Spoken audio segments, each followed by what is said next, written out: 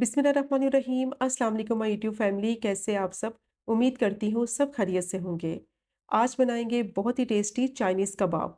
और ये वो कबाब की रेसिपी है जिसको बनाना बेहद आसान है। बहुत ही सिंपल इजी मेथड के साथ इसको बनाएंगे कि आप इसकी फाइनल लुक देखकर हैरान हो जाएंगे। सिर्फ थोड़े से चिकन से ये ढेर सारे कबाब बन के तैयार हो जाते हैं। बहुत ही हेल्दी तरीके से इसको बनाएंगे। स्पेशली बच्चों के लंच बॉक्स के लिए बहुत ही बेस्ट रेसिपी है। या फिर आपके घर में कोई दावत है, पार्टी है, तो उसमें भी आप इसको सर्व कर सकते हैं। तो ये मज़ेदार से चाइनीज़ कबाब को किस तरह से बनाया जाता है, उसके लिए आपने वीडियो को एंड तक देखना है, ताकि रेसिपी का कोई भी पार्ट आपसे मिस ना हो। और अगर आपको रेसिपी पसंद आए, तो चैनल को भी ज़रूर सब्सक्राइब करें। तो चलें शुरू करते हैं इस मज़ेदार सी रेसिपी को बनाना। तो सबसे पहले मैंने पैन ले लिया है, उसमें डालेंगे 4 से 5 टेबलस्पून ऑयल। थोड़ा-सा मैं ऑयल को गर्म होने दूँगी। और अब मैंने 1 टेबलस्पून बिल्कुल बारीक चॉप किया हुआ लहसुन लिया है, वो डालकर इसको फ्राई कर लेंगे। अच्छा, इसको इतना फ्राई करना है कि लहसुन में से अच्छी-सी खुशबू आने लगे और इसका कच्चापन ख़त्म हो जाए, थोड़ा-सा इसका कलर चेंज हो जाए। तो बस 1 मिनट के लिए मैंने लहसुन को फ्राई कर लिया है। बहुत अच्छी-सी इसमें से खुशबू भी आ रही है और देखिए इसका कलर भी थोड़ा चेंज हो गया है। और अब मैं इसमें डालूँगी चिकन। आधा किलो मैंने बोनलेस चिकन ली थी, बहुत छोटे-छोटे से मैंने इसके क्यूब्स काट लिए हैं। अब मैं इसमें डालूँगी चिकन और इसको फ्राई करेंगे। इसको मैं इतना फ्राई करूँगी कि इसका कलर जो है ना, वो पिंक से वाइट हो जाए और अच्छी-सी इसमें लहसुन की खुशबू आने लगे। कम से कम 2 से 3 मिनट के लिए ना मैं इसको अच्छी तरह से फ्राई कर लूँगी लहसुन के साथ। चिकन को मैंने कर लिया है फ्राई लहसुन के साथ। बहुत अच्छी-सी इसमें से खुशबू आ रही है और देखिए इसका थोड़ा कलर भी चेंज हो गया है। और जैसे ही चिकन को फ्राई कर लेंगे ना, तो साथ ही मैं इसमें डाल दूँगी कुछ स्पाइसेस। हाफ टी स्पून मैं इसमें डालूँगी नमक, या आप अपने टेस्ट के हिसाब से भी ऐड कर सकते हैं। और हाफ ही टी स्पून इसमें डालेंगे काली मिर्च का पाउडर। और दोबारा से मैं इसको कुछ ही सेकंड के लिए मसालों के साथ भून लूँगी, ताकि दोनों चीज़ों का फ्लेवर जो है वो चिकन में आ जाए। अब चिकन पकेगी, उसका पानी निकलेगा। तो जैसे ही उसका पानी निकलेगा, तो थोड़ा पानी मैं उसका खुश्क कर लूँगी। इससे क्या होगा कि चिकन में जो स्मेल है ना, वो नहीं आएगी। तो देखिए चिकन को मैंने पकाया है, इसका पानी निकला था, तो काफ़ी हद तक मैंने इसका सारा पानी खुश्क कर लिया है। तो जैसे ही चिकन का पानी खुश्क हो जाएगा, तो इसमें पानी और डालेंगे, ताकि चिकन जो है उस पानी में अच्छी तरह से गल जाए। तो 1 ग्लास मैं इसमें पानी डालूँगी और इसको मिक्स कर लूँगी। बोनलेस चिकन है, तो इसको गलने में ज़्यादा टाइम नहीं लगेगा। तो अच्छी तरह से देखिए मैंने इसको मिक्स कर लिया है और अब मैं इसको कवर करके 6 से 7 मिनट के लिए मीडियम टू लो फ्लेम पे पकने के लिए रख दूँगी, ताकि चिकन जो है वो अच्छी तरह से इसमें गल जाए। तो 6 से 7 मिनट हो गए थे चिकन को पकते हुए। तो बहुत अच्छी चिकन जो है वो गल गई है और देखिए इसकी यखनी भी कितनी अच्छी तरीके से तैयार हो गई है। तो अब मैं क्या करूँगी, जो इसकी यखनी है ना उसको निकाल लेंगे। बहुत ही सॉफ्ट और टेंडर हो गई है चिकन, बोनलेस चिकन थी, तो इसको गलने में ज़्यादा टाइम नहीं लगता। अब इसकी सारी यखनी जो है वो मैं निकाल लूँगी और इसको जाकर आगे इस्तेमाल करेंगे। तो इस तरीके से सारी यखनी इसकी निकाल लेनी है और निकालने के बाद मैं इसको साइड पर रख दूँगी। अब मैं क्या करूँगी, चिकन को बिल्कुल लो फ्लेम पे पकाते हुए इसको इस तरीके से मैश कर लेंगे। आप चाहें तो मैशर की मदद से मैश कर लें, या स्पैचुला की मदद से मैश कर लें, तो आसानी से ये मैश हो जाएगी, क्योंकि बहुत अच्छे तरीके से ये गल चुकी है। तो मैं इसको मैश भी करती जा रही हूँ और बिल्कुल लो फ्लेम मैंने रखी हुई है, साथ-साथ मैं इसको पकाती भी जा रही हूँ। तो देखिए चिकन को मैंने मैश कर लिया है। बहुत ही सॉफ्ट और टेंडर थी चिकन और आसानी से ये मैश हो गई है। और जितने छोटे पीसेस आप करेंगे ना चिकन के, उतनी ही आसानी होगी इसको मैश करने में। अब मैंने इसको मैश कर लिया है और साथ ही मैं इसमें डाल दूँगी, एक मैंने गाजर ली थी बारीक, मैंने उसको चॉप कर लिया था। इसको डालकर मैं 1 मिनट के लिए पका लूँगी। और गाजर मैंने इसलिए पहले डाली है, क्योंकि ये गलने में थोड़ा टाइम लगाती है। तो मैं इसको पका लिया है 1 मिनट के लिए, थोड़ी-सी ये सॉफ्ट हो गई है। और साथ ही मैं इसमें डाल दूँगी अब बंद गोभी। तो 1 कप भर के मैंने बंद गोभी ली थी और इसको मैंने बारीक चॉप कर लिया था। अब इसको डालकर 1 मिनट के लिए पका लेंगे। अच्छा, बाकी की सब्जियों को ज़्यादा नहीं पकाना, वरना वो पानी छोड़ने लगती हैं। बस हल्का-सा मिक्स करते हुए मैं इसको पका लूँगी। तो देखिए बंद गोभी को भी मैंने 1 मिनट के लिए फ्राई कर लिया है, ताकि अच्छा-सा इसमें फ्लेवर आ जाए। और साथ ही मैं इसमें डाल दूँगी शिमला मिर्च। तो आधा कप मैंने शिमला मिर्च ली थी, उसको मैंने इस तरीके से बिल्कुल बारीक चॉप कर लिया था। इसको डालकर बस हल्का-सा मैं मिक्स करूँगी। और जो शिमला मिर्च है ना, वो थोड़ी-सी क्रंची ही अच्छी लगती है कबाब में। बस हल्का-सा मैंने इसको मिक्स कर लिया है और साथ ही मैं इसमें डाल दूँगी 2 बारीक कटी हुई हरी मिर्चें। और अब इसमें डालेंगे 1 teaspoon chilli sauce, 1 tablespoon soya sauce, half teaspoon मैं इसमें नमक डालूँगी, या आप अपने टेस्ट के हिसाब से ऐड कर लें। और 1 टीस्पून इसमें काली मिर्च का पाउडर डालेंगे और हाफ टी स्पून मैं इसमें चिकन पाउडर ऐड करूँगी।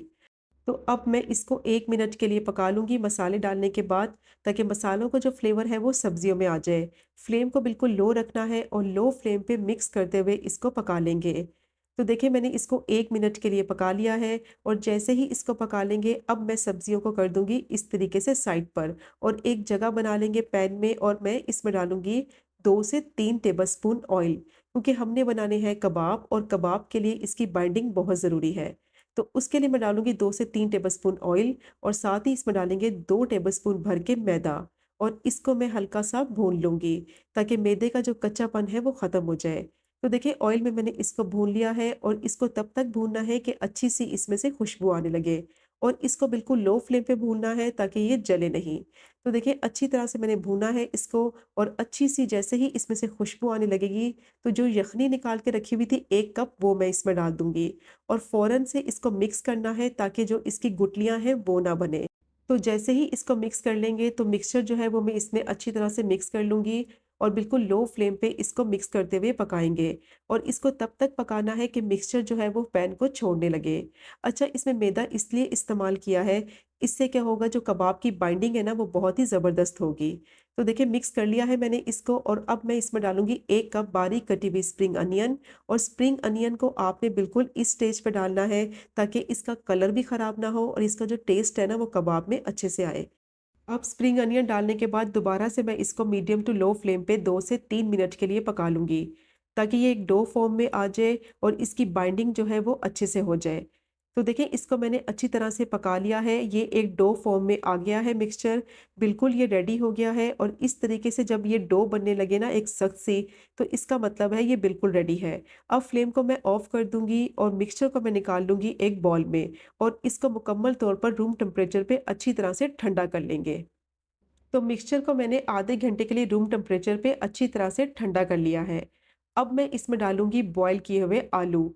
2 मैंने आलू लिए थे, उनको बॉयल करके मैश कर लिया था, वो इसमें डाल देंगे और साथ ही मैं इसमें डालूँगी 1/4 कप ब्रेड क्रम्ब्स। अच्छा, ब्रेड क्रम्ब्स मैं इसलिए डाल रही हूँ ताकि आलू जो इसमें ऐड किए हैं, तो अगर उनका कोई मॉइस्चर होगा तो ब्रेड क्रम्ब्स डालने से ख़त्म हो जाएगा। अब अच्छी तरह से मैं इसकी मिक्सिंग कर लूँगी। और अगर आपके पास घर में ब्रेड क्रम्ब्स बने हुए पड़े हुए हैं तो वो डाल दें, नहीं तो 2 ब्रेड के स्लाइस लें, उनको ग्राइंड करके डाल दें। अब 3 से 4 मिनट के लिए अच्छी तरह से ना मैं इसको मिक्स करूँगी, ताकि तमाम चीज़ें आपस में वेल कंबाइन हो जाएँ। तो अच्छी तरह से मैंने इसको मिक्स कर लिया है और कबाब का जो मिक्सचर है वो रेडी हो गया है। बहुत ही ज़बरदस्त ये बना है, यकीन करें, बहुत ही ज़बरदस्त इसकी बाइंडिंग हुई है और अब मैं इसके कबाब तैयार करूँगी। हाथों को मैंने ऑयल से थोड़ा-सा ग्रीस कर लिया है, ताकि जब कबाब का मिक्सचर लें तो वो हाथों पे चिपके नहीं।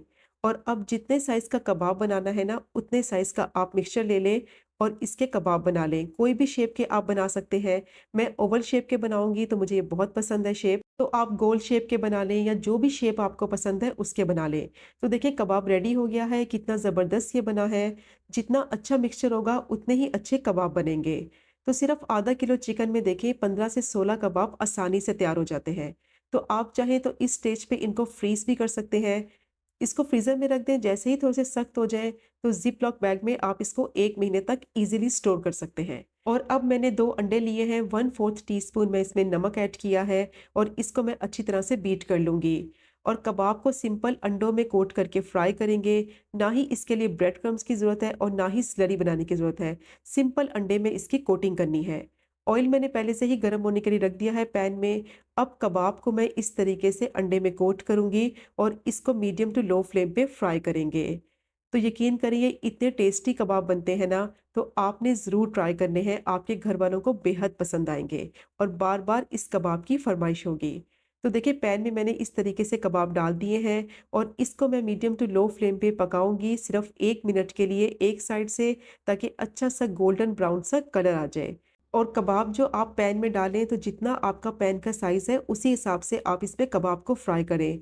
तो एक साइड पे अच्छा-सा कलर आ गया था, तो अब इसकी साइड को मैं पलट दूँगी और दूसरी साइड से भी इसको तब तक फ्राई कर लेंगे कि अच्छा-सा गोल्डन सा क्रिस्पी सा इस पे कलर आ जाए। और मीडियम टू लो फ्लेम पे फ्राई करना है इसको, ताकि कबाब जो है वो जले नहीं।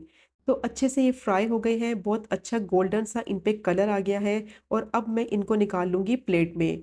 टोटल कुकिंग टाइम जो इसको फ्राई करने का है वो 3 से 4 मिनट का है। और देखें कितना अच्छा गोल्डन सा इस पे कलर आ गया है। इसको ओवर कुक नहीं करना, बहुत ही सॉफ्ट मॉइस्ट होते हैं ये अंदर से, और बाहर से ना आउटर लेयर जो होती है इसकी बहुत ही क्रिस्पी होती है। यकीन करें ये इतनी हेल्दी रेसिपी है स्पेशली बच्चों के लंच बॉक्स में, तो आप इसको ज़रूर दें। बहुत ही टेस्टी बनते हैं, और जो बच्चे सब्जियाँ खाना पसंद नहीं करते तो वो इस तरीके से सब्जियाँ भी खाएँगे। तो ये देखें आप इसकी फाइनल लुक कितने मज़े के लग रहे हैं। कोई पार्टी है, दावत है तो उसमें भी आप इसको सर्व कर सकते हैं एज़ अ स्टार्टर। तो अंदर से चेक करें कितने मॉइस्ट, सॉफ्ट हैं और बाहर से बहुत ही क्रिस्पी होते हैं। तो ज़रूर ट्राई कीजिएगा ये मज़ेदार से चाइनीज़ कबाब की रेसिपी को। और अगर आपको रेसिपी पसंद आए तो चैनल को सब्सक्राइब करें, लाइक और कमेंट भी करें। इंशाल्लाह मिलेंगे अगले कुकिंग व्लॉग में फिर एक नए रेसिपी के साथ। तब तक मुझे अपनी ख़ास दुआ में याद रखें। अल्लाह हाफ़िज़।